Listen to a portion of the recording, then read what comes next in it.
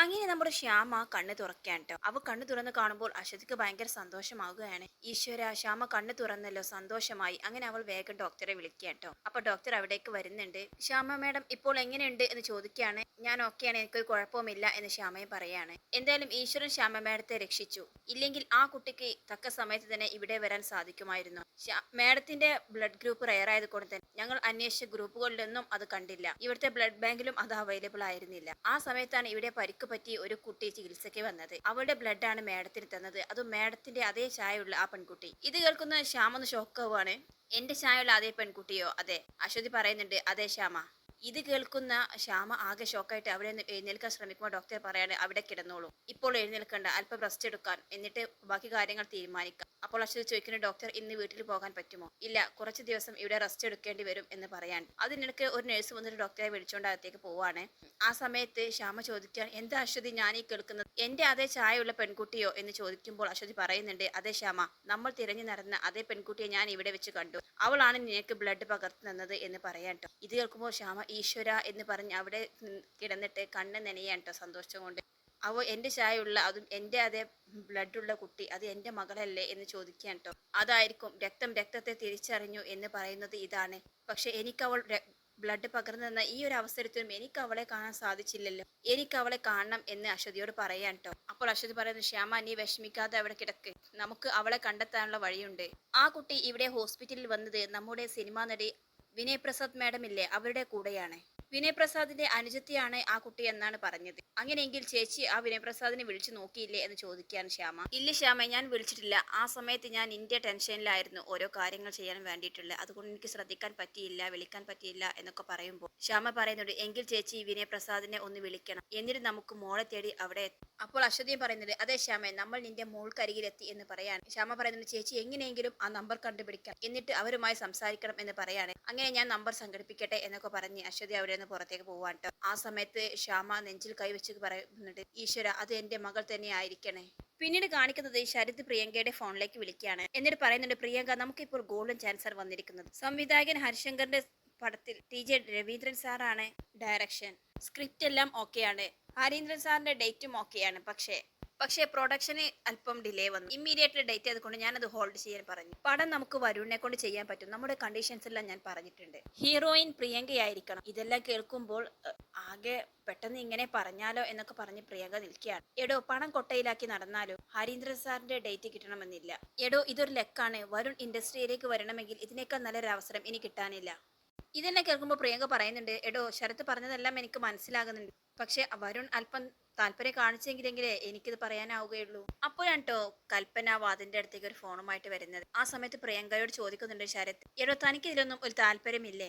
വരുണിനെ നിനക്ക് പറഞ്ഞ് സമ്മതിപ്പിക്കാൻ കഴിയില്ലേ എന്നൊക്കെ ചോദിക്കുകയാണ്. അപ്പോൾ പ്രിയങ്ക പറയുന്നുണ്ട്, താല്പര്യമില്ലാതെയാണോടോ ഞാൻ ഇങ്ങനെ നിൽക്കുന്നത്? ഈ വിവാഹം കഴിച്ചതിന് പിന്നിൽ തന്നെ എനിക്കിങ്ങനെ ഓരോ ദുരുദ്ദേശങ്ങൾ തന്നെ ഇല്ലേ? പക്ഷെ ഇവിടെ കാര്യങ്ങളൊന്നും അത്ര എളുപ്പമല്ല. ഇവിടെയുള്ളവരുടെ രീതികളെല്ലാം പലതാണ്. പതുക്കെ പതുക്കെ ഓരോരുത്തരെയും കയ്യിലെടുക്കണം. പതിയെ പതിയെ വരുണിനെ വലിഞ്ഞു മുറക്കണം. ഇതെല്ലാം കേട്ടിട്ട് കൽപ്പന അവിടെ നിന്ന് പോവാൻ. അപ്പോൾ ശരത് പ്രിയങ്കയോട് പറയുന്നത്, താൻ ഇപ്പോൾ ഒഴിഞ്ഞു മാറുന്നത് ശരിയല്ല. ഇപ്പോഴേ നിനക്ക് ഈ ഫീൽഡിൽ പിടിച്ചു നിൽക്കാനാവുകയുള്ളൂ. അല്പം കഴിഞ്ഞ് ആലോചിക്കുമ്പോൾ ഒരു പക്ഷേ ഇതിലേക്ക് തിരിച്ചു വരാൻ പോലും പറ്റാത്ത അവസ്ഥയിലാകും എന്നൊക്കെ പറയാണ്. പിന്നീട് കാണിക്കുന്നത് കൽപ്പനയും ഊർവശിയും കൂടി ജയഭാരതി അമ്മയുടെ അടുത്തേക്ക് എത്തുകയാണ്. എന്നിട്ട് കൽപ്പന പറയുന്നുണ്ട്, മുത്തശ്ശി, ഇവിടെ വന്ന് കയറിയവൾ തനി സ്വഭാവം എന്താണെന്ന് മുത്തശ്ശിക്ക് അറിയണ്ടേ? അവളുടെ ഉള്ളിൽ എന്തോ പ്രശ്നമുണ്ടെന്ന് ഞാൻ പറഞ്ഞപ്പോൾ നിങ്ങൾ ആരും അത് വിശ്വസിച്ചില്ല. എന്നാൽ ഇപ്പോൾ ഞാനത് കേൾപ്പിച്ചു തരാം, അവളുടെ യഥാർത്ഥ ഉദ്ദേശം എന്താണെന്ന്. അപ്പോൾ ജയഭാരതി അമ്മ ചോദിക്കുന്നത്, നീ ആരുടെ കാര്യമാണ് ഈ പറയുന്നത്? കൽപ്പന പറയുന്നുണ്ട്, പ്രിയങ്കയുടെ. നമ്മൾ ആരും ഉദ്ദേശത്തോടെയല്ല അവൾ ഇവിടെ വന്നത്. അവൾ ഈ കുടുംബത്തിന്റെ അടിവേര് തോടാൻ വേണ്ടിയിട്ടാണ് വന്നിരിക്കുന്നത്. നീ ഇല്ലാകത പറയരുത് കൽപ്പന എന്ന് ജയഭാരതി പറയാണ്. എങ്കിൽ മുത്തശ്ശി വാ, ഞാൻ കാണിച്ചു തരാം എന്ന് പറഞ്ഞ് അവരുടെ കയ്യിൽ പിടിച്ച് കൽപ്പന പ്രിയങ്കയുടെ അടുത്തേക്ക് പോവാണ്ട്.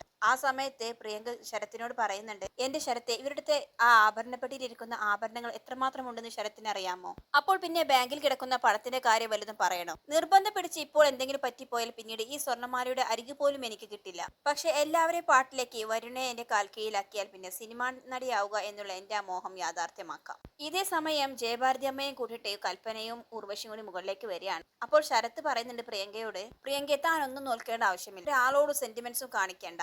നമുക്ക് ജയിക്കണം, നമുക്കെല്ലാം പിടിച്ചടക്കണം.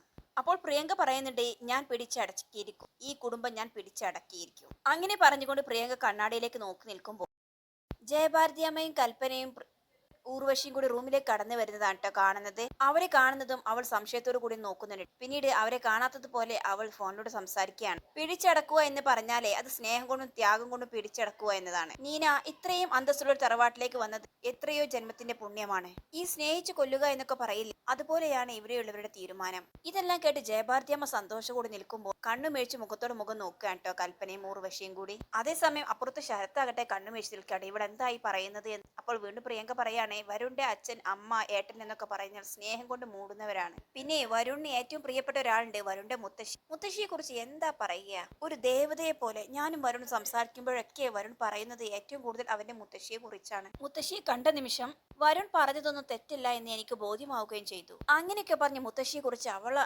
ഒരുപാടങ്ങ് പൊക്കി പുകഴ്ത്താൻ കേട്ടോ. ഇതെല്ലാം കേൾക്കുന്ന മുത്തശ്ശിക്കും ഭയങ്കര സന്തോഷമാവാണ്. അതേസമയം അപ്പുറത്തുള്ള ശരത്ത് ആകെ ചിരിക്കാൻ. ഓക്കെ നീന, ഞാൻ പിന്നെ വിളിക്കാം, എനിക്ക് അല്പം ജോലിയുണ്ട് എന്നൊക്കെ പറഞ്ഞ് ചിരിച്ചുകൊണ്ട് അവളും ഫോൺ കട്ട് ചെയ്യാണ്. എന്നിട്ട് അവൾ തിരിഞ്ഞു നോക്കുമ്പോൾ കാണുന്നത് മുത്തശ്ശിയെയും കൽപ്പനയെയും ഉർവശിയെയും അതിശയത്തോട് നോക്കി നിൽക്കുകയാണ്. എന്നിട്ട് പറയുന്നുണ്ട്, മുത്തശ്ശി എന്റെ കൂട്ടുകാരിയുണ്ട് നീന, അവൾ ദുബായില, അവളാണ് ഇപ്പോൾ എന്നെ വിളിച്ചത്. അവൾ ഇവിടുത്തെ വിശേഷങ്ങളൊക്കെ ചോദിച്ചു, അതൊക്കെ ഞാൻ പറയുകയായിരുന്നു എന്ന് പറയാനുണ്ട് അവൾ. എന്നിട്ട് ചോദിക്കുന്നുണ്ട്, മുത്തശ്ശി എന്താ ഇപ്പോൾ വന്നാൽ, എന്തെങ്കിലും ആവശ്യമുണ്ട്? ഒന്നുമില്ല മോളെ, ഞാൻ വെറുതെ വന്നതാ എന്ന് പറയാൻ കേട്ടോ ജയഭാരതി. ശേഷം പ്രിയങ്ക ഫോൺ അവിടെ വെച്ചിട്ട് അവിടെ നിന്നും ഇറങ്ങി പോവാണ്. ശേഷം ജയഭാരതി കൽപ്പന ചോദിക്കുന്നു, ഇതാണോ നീ പറഞ്ഞത്? എത്ര അഭിമാനത്തോടു കൂടിയാണ് ആ കുട്ടി ഈ കുടുംബത്തെ കുറിച്ച് സംസാരിച്ചത്. ഇവിടെയുള്ള ഓരോരുത്തരെ കുറിച്ചും അവൾ എന്തൊക്കെ നല്ല കാര്യങ്ങളാണ് പറഞ്ഞത്. എല്ലാം കേൾക്കുന്ന കൽപ്പന ദേഷ്യത്തോടു കൂടി പറയാണ്, മുത്തശ്ശി ഇതൊന്നുമല്ല അവൾ പറഞ്ഞത്, അവൾ നമ്മളെ കണ്ട് മനഃപൂർവ്വം മാറ്റി പറഞ്ഞതാണ് എന്നൊക്കെ പറയാണ്. പക്ഷെ ജയഭാരതി ഉണ്ട് വിശ്വസിക്കുന്നു. നീ മിണ്ടി പോകരുത്, കുറ്റവും കുറവും പറഞ്ഞ് എന്റെ അടുത്തേക്ക് വന്നിരിക്കുന്നു, ഇനി ഈ വക കാര്യങ്ങളും പറഞ്ഞ് എന്റെ അടുത്തേക്ക് വരാൻ പോരുത്. അങ്ങനെയൊക്കെ പറഞ്ഞ് ജയഭാരതി ദേഷ്യത്തോടു കൂടി തന്നെ അവിടെ നിന്ന് ഇറങ്ങി പോവാൻ. ശേഷം കൽപ്പന പറയുന്നുണ്ട്, ചെറിയമ്മ അവൾ നിസ്സാരക്കാരിയല്ല, കക്കാനും നിൽക്കാനുമുള്ള ബുദ്ധിയെല്ലാം അവൾക്കറിയാം, എത്രയും പെട്ടെന്ന് അവളെ പൂട്ടിയേ പറ്റൂ. ഇതെല്ലാം മറഞ്ഞു നിന്ന് കാണേണ്ട പ്രിയങ്ക. എല്ലാവരും പോയി കഴിയുമ്പോൾ പ്രിയങ്ക മുന്നിലേക്ക് വരുന്നുണ്ട്. എന്നിട്ട് അവൾ കൽപ്പനയോട് പറയുന്നുണ്ട്, കണിമംഗലത്തെ നമുക്ക് രണ്ടുപേർക്കും ഒരേ അവകാശമല്ലേ ഏട്ടത്തി, പിന്നെ എന്തിനാണ് ചെറുതാക്കി എന്നെ കാണിക്കുന്നത്? എന്നോട് മത്സരിക്കാൻ വന്നാൽ ഏട്ടത്തി അല്പം ബുദ്ധിമുട്ടും, ഏട്ടത്തി കണ്ട സ്ത്രീകളിൽ എന്നെ ഉൾപ്പെടുത്തരുത്. ഇതെല്ലാം കേൾക്കുമ്പോൾ വളരെ ദേഷ്യത്തിൽ തന്നെ അവിടെ നിന്ന് ഇറങ്ങി പോവാണ്ട കൽപ്പന. പിന്നീട് കാണിക്കുന്നത് രാത്രിയിലെ രാധികയാണ്. അവിടെ നല്ല ഉറക്കത്തിലായിരുന്നു രാധിക. ആ സമയത്ത് യശോദ അങ്ങോട്ടേക്ക് വരുന്നുണ്ട്. എന്നിട്ട് അവൾ കഴിഞ്ഞ കാര്യങ്ങളെല്ലാം ആലോചിക്കാൻ. രാധികയുടെ വിവാഹം കഴിഞ്ഞതും അവളുടെ കയ്യിൽ നിന്ന് നിർബന്ധിച്ച ആഭരണങ്ങളും മറ്റും പ്രിയങ്കയും ഫ്രണ്ട്സും ചേർന്ന് ഊരിയെടുത്തതും അവൾ അണിയിച്ചതുമല്ല. എന്നോട് ക്ഷമിക്കണം കുട്ടി എന്നൊക്കെ പറഞ്ഞ് അവൾ രാധികയുടെ നെറ്റിൽ ചുംബിച്ച് പൊട്ടിക്കരയാണ്.